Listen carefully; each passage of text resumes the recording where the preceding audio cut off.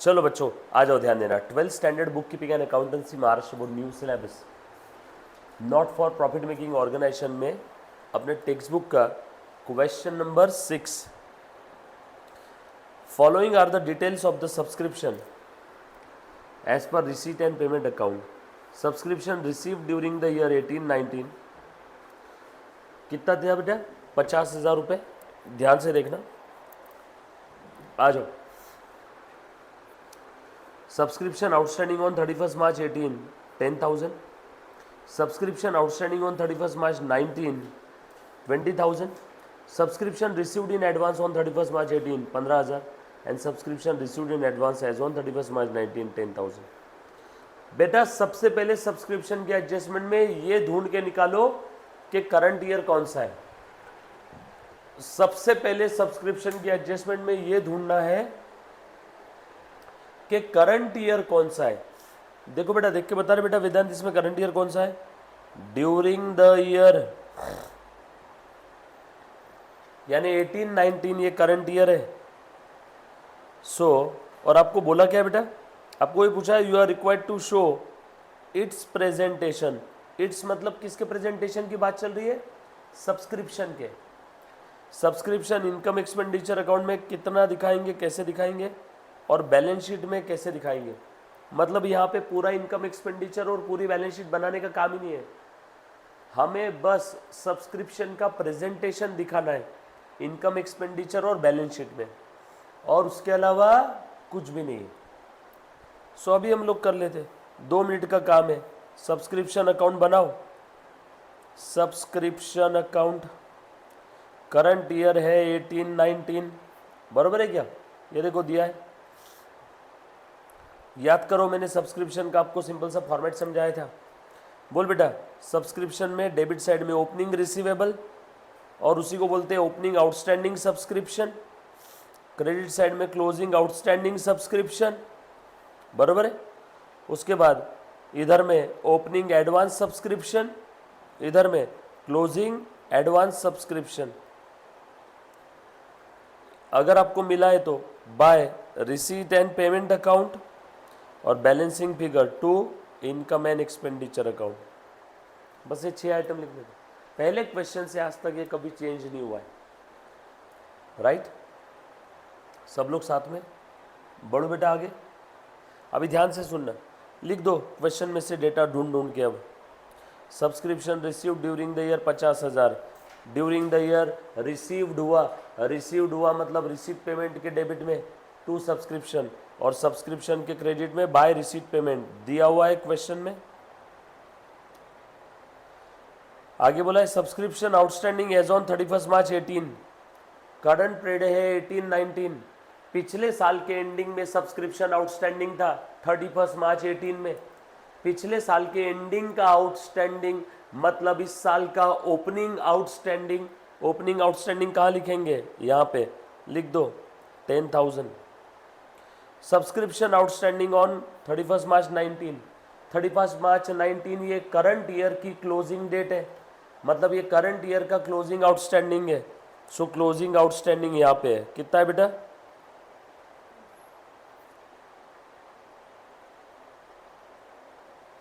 बाद में बोला है subscription received in advance on 31st March 18, 31st March 18 ये पिछले साल की क्लोजिंग डेट है। पिछले साल के क्लोजिंग में सब्सक्रिप्शन एडवांस पड़ा था, पिछले साल के क्लोजिंग का एडवांस था 15,000, पिछले साल का क्लोजिंग एडवांस यानी इस बार का ओपनिंग एडवांस। ओपनिंग एडवांस कहाँ लिखते बताओ? And subscription received in advance as on 31st March 19, 31st March 19 ये करंट ईयर की क्लोजिंग डेट है। सो करंट ईयर के क्लोजिंग पे क्लोजिंग एडवांस कितना दिया है? 10,000। डैन टैडैन, दूध पीता बच्चा भी निकालेगा क्या? इजी एकदम। बैलेंसिंग फिगर बोलो, 15, 5, 20 और 20, 40, 40,000। 40 में से ये 10 और 10, 20 चले गए। बोलो बच्चा कितना? 20। अब कौन कौन सी फिगर कहाँ कहाँ दिखाना ये मैंने लास्ट लेक्चर में भी बताया था, वापस बताता हूँ। ओपनिंग आउटस्टैंडिंग, अगर ओपनिंग बैलेंस शीट बनाने बोला है तो ओपनिंग एडवांस, अगर ओपनिंग बैलेंस शीट बनाने बोला है तो ये कहा जाएगा इनकम एक्सपेंडिचर अकाउंट के क्रेडिट में, ये कहा जाएगा रिसीट एंड पेमेंट अकाउंट में क्या रिसीट साइड में, ये कहा जाएगा closing balance sheet. Closing balance sheet यानी करंट ईयर की जो क्लोजिंग डेट है 31 मार्च 19, क्लोजिंग बैलेंस शीट में असेट साइड में, ये कहा जाएगा क्लोजिंग बैलेंस शीट में लाइबिलिटी साइड में। हमें क्या बोला है 31 मार्च 19 यानी क्लोजिंग बैलेंस शीट के अंदर में ये सब्सक्रिप्शन कैसे दिखेगा, अच्छा दिखेगा एकदम। अभी बता दो कैसे दिखेगा। ये देखो पहले इनकम एक्सपेंडिचर में दिखाओ, बोला है ना इनकम एक्सपेंडिचर और बैलेंस शीट में कैसे दिखेगा। इनकम एक्सपेंडिचर अकाउंट आधा अधूरा बन रहा है, एक्सट्रैक्ट। बैलेंस शीट आधी अधूरी बन रही है, एक्सट्रैक्ट। 31 मार्च 19 ये बन रहा है 18-19 का, ये भी रहेगी extract. Asset side liability side. चलो बता बेटा, इनकम एक्सपेंडिचर के इनकम साइड में सब्सक्रिप्शन कितना दिखाएंगे बोल वेदांत। इनकम एक्सपेंडिचर के क्रेडिट साइड में कितना दिखाएंगे बोल वेदांत, 20,000 बरोबर। 20,000 ही आएगा ना। अरे बच्चों 20 नहीं है ये 50,000 है। देखो तो एक बार 50 और 15 65, 65 और 20 85, 85 में से 20 चले गए 65,000 आएगा। ये मैंने गलती से इसको 5,000 अज्यूम कर लिया था, ये 50,000 है। हाँ ये 50,000 है। तो 15 और 50 65, 65 20 से 85, 85 में से ये 10 और 10 चले गए, बचा बैलेंसिंग फिगर 65। तो ये 65 कहाँ जाएगा, कहाँ से आया, वर्किंग नोट 1 से। ये है आपकी वर्किंग नोट 1। उसके बाद ये रिसीट पेमेंट बनाने के लिए बोला ही नहीं आपको तो ज़रूरत नहीं।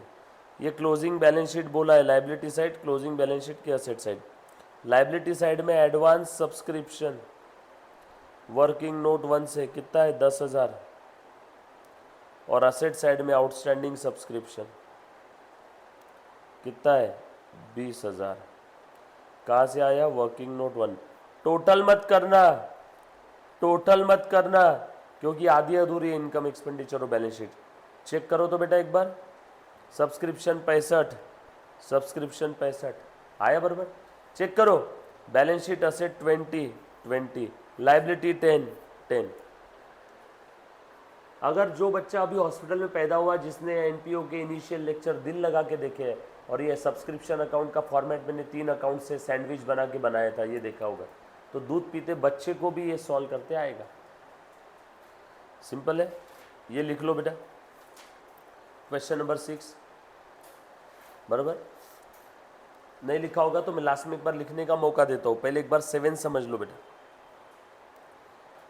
ये कोई भी वर्किंग नोट इनकी बनाने का काम नहीं, बस अपन ने अपनी वर्किंग नोट अगर बना लिया तो। क्वेश्चन नंबर 7 देख लो, पहले 7 देखो। From the following receipt and payment account and additional information prepare income expenditure account for the year ended 31 March 19 and balance sheet as on that date. Income expenditure account भी बनाने बोला है और balance sheet भी दिया गया है, receipt payment, और नीचे कुछ एडिशनल इंफॉर्मेशन दिया है। बहुत ही प्यारा क्वेश्चन है, अच्छे से ध्यान देना। जैसे हमने क्वेश्चन सॉल्व किया था आई थिंक 4th और 5th नंबर का, सेम वैसे ही क्वेश्चन है, सेम। ध्यान दो सब लोग, ध्यान देना, पूरा क्वेश्चन डिटेल में एक्सप्लेन कर रहा हूँ। आप देखना इफेक्ट कैसे घूम रहा है, कौन सा इफेक्ट क्वेश्चन से देखने के बाद कहाँ पे जाएगा ये आपको समझ में आ जाएगा। अच्छे से ध्यान देना बेटे सिविल। चलो बड़े हम लोग आगे देखो, शुरुआत कहाँ से करूँ, रिसीट पेमेंट से करूँ क्या। ये ओपनिंग बैलेंस है, किसका बैलेंस है बेटा, कैश बैंक बैलेंस होगा। ये कौन सा बैलेंस है, कैश बैंक बैलेंस दिया हुआ है, ओपनिंग बैलेंस है। प्लीज़ ध्यान देना बेटा, ये ओपनिंग बैलेंस का हम लोगों को अभी कुछ भी करना नहीं है, क्योंकि ओपनिंग बैलेंस ये क्लोजिंग बैलेंस शीट में आएगा क्या, नो। हमें इस प्रश्न में क्या बोला है, इनकम एक्सपेंडिचर अकाउंट बनाने बोला है और बैलेंस शीट बनाने बोला है closing. As on that date मतलब 31 मार्च 19 की, यानी क्लोजिंग बैलेंस शीट और इसी दिन का क्या बनाना है, इनकम एक्सपेंडिचर। सो क्लोजिंग बैलेंस शीट में ये बैलेंस आएगा, देखो देखो ये है क्लोजिंग बैलेंस, ये था ओपनिंग बैलेंस, ये है क्लोजिंग बैलेंस किसका, ऑफ कैश एंड बैंक का। क्लोजिंग बैलेंस शीट में लिख दो। देखो मैं कैसे लिख रहा हूँ, दो चीज़ बनाने बोली है, इनकम एक्सपेंडिचर और बैलेंस शीट, इनकम एक्सपेंडिचर और बैलेंस शीट, दोनों का फॉर्मेट बना लो पहले। ये देखो इनकम एक्सपेंडिचर अकाउंट एक पेज का और एक पेज की क्या बना लेंगे, बैलेंस शीट। पहले एक बार समझ लो, बाद में आप करना, कोशिश करना बगैर देखे करने की, ठीक है, कोशिश करना बेटा। क्वेश्चन के अंदर में क्लोजिंग बैलेंस वैसे तो हम लोग लास्ट में लिखने वाले थे, पर लेकिन पहले बता देता हूँ, क्लोजिंग बैलेंस कहाँ जाएगा, क्लोजिंग बैलेंस शीट के कैश बैंक असेट में। चेक करो है क्या असेट में, आ गया, ठीक है। ओपनिंग बैलेंस नहीं आएगा उसमें, ओपनिंग बैलेंस का भी कुछ नहीं करना है, छोड़ दो। ओपनिंग बैलेंस शीट अगर बनाने की ज़रूरत पड़ी तो ओपनिंग बैलेंस को हम लोग यूज़ करेंगे, वरना नहीं। सब्सक्रिप्शन, दूसरा आइटम क्या दिख रहा है, सब्सक्रिप्शन। ढूंढो इस आइटम पे एडजस्टमेंट है क्या, हाँ है ना, सब्सक्रिप्शन पे एडजस्टमेंट है। एडजस्टमेंट है तो क्या करेंगे, working note number 1 subscription account बनाएंगे,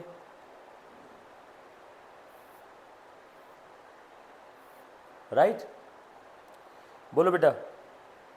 subscription account debit side credit side, ये सब्सक्रिप्शन कौन सा है, रिसीट पेमेंट वाला है ना। सब्सक्रिप्शन अकाउंट में कैसे लिखते थे हम लोग, opening outstanding, closing outstanding, opening advance, याद आए क्या, closing advance, by receipt payment to income expenditure. कौन सा सब्सक्रिप्शन दिया है, रिसीट पेमेंट वाला, तो ये रिसीट पेमेंट के सामने लिख दूं क्या। एडजस्टमेंट में क्या दिया है, subscription includes 1000 as a subscription received in advance and subscription outstanding for current year 500। ये जो सब्सक्रिप्शन है ना ऊपर वाला, इसमें क्या घुसा पड़ा है, it includes 1000 as subscription received in advance. 1000 advance subscription है, मतलब हमें करंट ईयर में ही फ्यूचर से रिलेटेड एडवांस सब्सक्रिप्शन मिला, तो करंट ईयर में एडवांस है, एडवांस है, करंट ईयर के एंडिंग में एडवांस कितना है बेटा, 1000। सर वो 5000 से माइनस नहीं करेंगे क्या, ये 5000 क्रेडिट में लिखा और ये 1000 इधर लिखा अपोजिट में, तो ऑटोमेटिक माइनस हो ही गया, बरोबर है क्या, यस और नो। ये एडजस्टमेंट पढ़ी ना हमने, 1000 क्या है, एडवांस है, सो ये 1000 का एक इफेक्ट दे दिया सब्सक्रिप्शन में, क्लोजिंग एडवांस में। दूसरा इफेक्ट कहाँ जाएगा, बैलेंस शीट में। एडवांस सब्सक्रिप्शन क्या है बेटा आपके लिए, बोलो, liability. Advance expense asset, advance subscription यानी एडवांस इनकम, सब्सक्रिप्शन इनकम है ना एनपीओ के लिए, तो एडवांस इनकम क्या हो गई आपकी, लाइबिलिटी। लाइबिलिटी में देखो 1000 रुपये दिखेगा ही आपको, ये देखो सब्सक्रिप्शन रिसीव्ड इन एडवांस। 1000 के दो इफेक्ट समझ में आए क्या, एक सब्सक्रिप्शन में लिखा और एक लाइबिलिटी में। उसके बाद अगला आइटम, ये सब्सक्रिप्शन पे और कोई एडजस्टमेंट नहीं है ना, सब्सक्रिप्शन पे और कोई एडजस्टमेंट नहीं है, मतलब ये ज़ीरो, ये ज़ीरो, ये ज़ीरो, ये बैलेंसिंग फिगर आ जाएगी। कितना आया, 5 में से एक गए, 4000। ये 4000 कहाँ जाएगा बता वेदांत, क्या लिखा है वहाँ पे, to income and expenditure, to income and expenditure. Income expenditure में 4000 लिख दो, ये 1000 हमने बैलेंस शीट में लिख दिया, ये तो ऑलरेडी क्वेश्चन में दिया था। इनकम एक्सपेंडिचर में 4000 लिखो,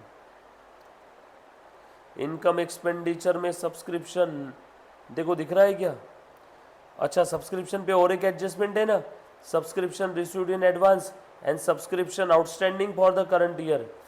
करंट ईयर का आउटस्टैंडिंग भी है ना बच्चों, ये छूट गया ना अपना अगला सेंटेंस आगे का। ये 1000 के तो 2 इफेक्ट दे दिए, एक बैलेंस शीट के लायबिलिटी में दिया, ध्यान से सुनना वापस, 1000 के 2 इफेक्ट एक बैलेंस शीट के लायबिलिटी में दिया और एक क्लोजिंग एडवांस यहाँ लिख दिया और एक बैलेंस शीट के लायबिलिटी में लिख दिया। आगे और भी लिखा है ना, पढ़ो, सब्सक्रिप्शन रिसीव्ड इन एडवांस, ये तो हो गया। आगे लिखा है and subscription outstanding for current year 500। Current year में सब्सक्रिप्शन आउटस्टैंडिंग है 500, यानी करंट ईयर में यानी 18-19 में सब्सक्रिप्शन आउटस्टैंडिंग 500 है, तो वो करंट ईयर के एंडिंग में एज इट इज बचा रहेगा। ये 500 का पहला इफेक्ट। तू बता बेटा, आउटस्टैंडिंग सब्सक्रिप्शन मतलब सब्सक्रिप्शन आना बाकी, आना बाकी सब्सक्रिप्शन कहाँ लिखेंगे? बैलेंस शीट के एसेट में। आना बाकी रिसीवेबल, आना बाकी 500 का दूसरा इफेक्ट बैलेंस शीट के एसेट में दो। 500 के 2 इफेक्ट दे दिए, 1000 के 2 इफेक्ट दे दिए। अब सब्सक्रिप्शन अकाउंट क्लोज करो और बताओ बैलेंसिंग फिगर कितना आ रहा है? 5500 और ये इधर 1000 चले गए तो बचा कितना? 4500। तो ये कहा जाएगा बैलेंसिंग फिगर इनकम एक्सपेंडिचर में। लिख दो इनकम एक्सपेंडिचर में। ये कुछ भी करने की जरूरत नहीं, डायरेक्ट आप लिखना सब्सक्रिप्शन और ऐसा लिखना वर्किंग नोट 1 4500। डन। अगला item entrance fee. Entrance fee पे एडजस्टमेंट है, 50% of the entrance fee capitalise करना है, यानी आधी एंट्रेंस फी रेवेन्यू नेचर की है और आधी एंट्रेंस फी कैपिटलाइज करने का मतलब होता है कैपिटल फंड्स में दिखाना, यानी बैलेंस शीट के लायबिलिटी में। सो आधी रेवेन्यू नेचर की है। आधी कितनी होती है बता वेदांत? 4000 का आधा 2000, आधा इनकम में जाएगा क्या? और बचा हुआ आधा 2000 कहाँ जाएगा? बैलेंस शीट के लायबिलिटी साइड में। एंट्रेंस फी ये 2000 कैपिटल में ऐड हो गया क्या? इन्होंने बोला था टोटल एंट्रेंस फी 4000 है, आधी कैपिटल रिसीट है तो बैलेंस शीट के लायबिलिटी साइड में कैपिटल फंड में ऐड हो गई, और आधी इनकम है तो देखो मैंने इनकम एक्सपेंडिचर के इनकम में दिखा दी। इनकम एक्सपेंडिचर की इनकम में आधी कैपिटलाइज कर दिया ना, तो बचा हुआ देखो इनकम एक्सपेंडिचर के इसमें नेट आ गई। अगला आइटम पढ़ो, इंटरेस्ट। इंटरेस्ट पे क्या एडजस्टमेंट है? कुछ नहीं।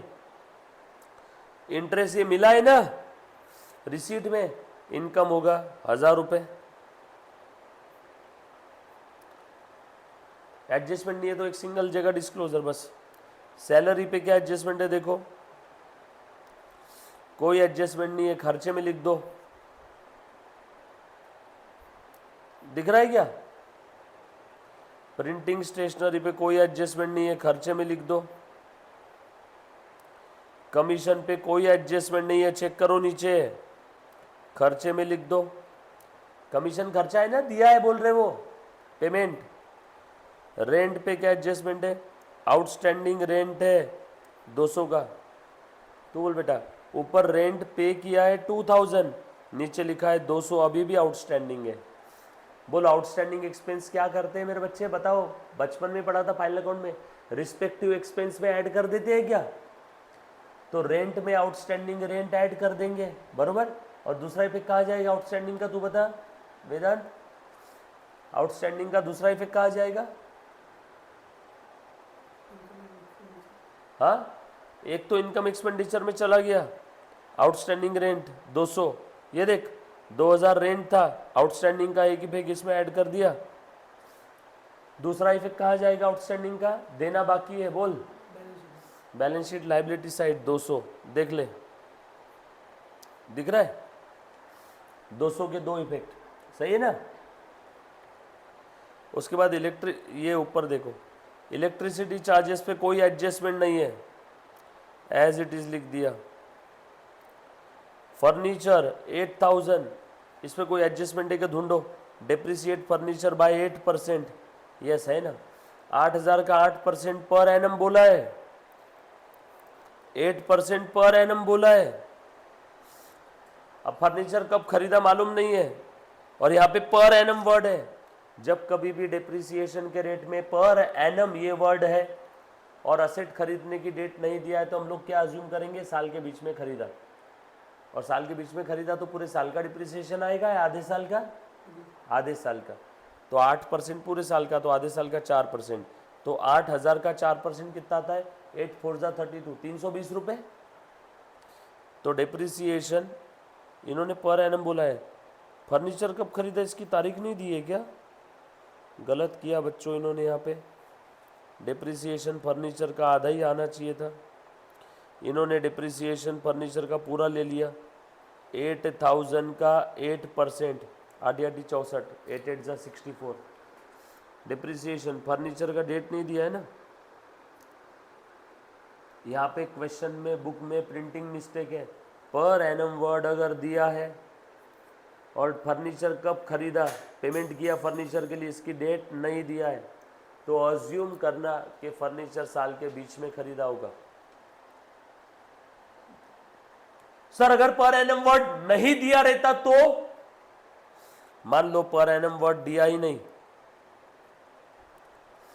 पर एनम वर्ड आपको समझाने के लिए दिया ही नहीं, तो अब फिर जितना भी अमाउंट है फर्नीचर का उसके ऊपर पूरे पे ले लो 8,000 इंटू 8%, 640। एक इफेक्ट एक्सपेंस में और दूसरा कहाँ जाएगा? बैलेंस शीट में फर्नीचर से कम। सही है क्या? पर एनम वर्ड अगर यहाँ पे नहीं रहता तो इन्होंने जो बुक में प्रिंट करके दिया है वो सही रहता। अगर पर एनम वर्ड यहाँ पे है तो और फर्नीचर की डेट ऑफ परचेस नहीं दी है, तो फर्नीचर कब खरीदा बीच में ऐसा अज्यूम करेंगे, और बीच में है पूरे साल का 8%, पर एनम 8%, तो बीच का 4%। और पर एनम वर्ड नहीं दिया है तो दिमाग लगाना ही नहीं, जो फर्नीचर की फिगर है स्ट्रेट वे इसको 8 से मल्टीप्लाई कर देना। तो हमने करेक्शन कर दिया क्वेश्चन में, पर एनम वर्ड हटा दिया, तो जैसा हमने अभी किया, फिर ये 640 सही है। उसके बाद क्लोजिंग बैलेंस, ये तो ऑलरेडी लिख दिया। कौन सी एडजस्टमेंट बची है? बस कैपिटल फंड बोला है 3,000, कैपिटल फंड लिख दो बेटा बैलेंस शीट के लायबिलिटी साइड में 3,000, दैट्स इट। निकालो क्लोजिंग बैलेंस आया बेटा आपका surplus balancing figure. Sir surplus क्यों बोला? क्योंकि इनकम साइड की टोटल ज़्यादा है, इसीलिए बैलेंस कहाँ आया? इधर। इनकम साइड की टोटल ज़्यादा है तो नॉर्मल केस में आप उसे प्रॉफिट कहते हो, यहाँ पे एनपीओ वाले क्या कहते हैं? सरप्लस। ये सरप्लस कहाँ जाएगा बेटा? कैपिटल में ऐड हो जाएगा। ये देखो कहाँ से आया? From income and expenditure account. और कैपिटल के आउटर कॉलम में टोटल लिख दो बाहर पूरी, this plus this plus this, balance sheet tally. Simple है क्या? ये एक बार ट्राई करना है सभी ने। क्वेश्चन नंबर 7 और ये ऊपर वाला जो क्वेश्चन लिखा नहीं ना आपने 6, ये अभी लिख लो।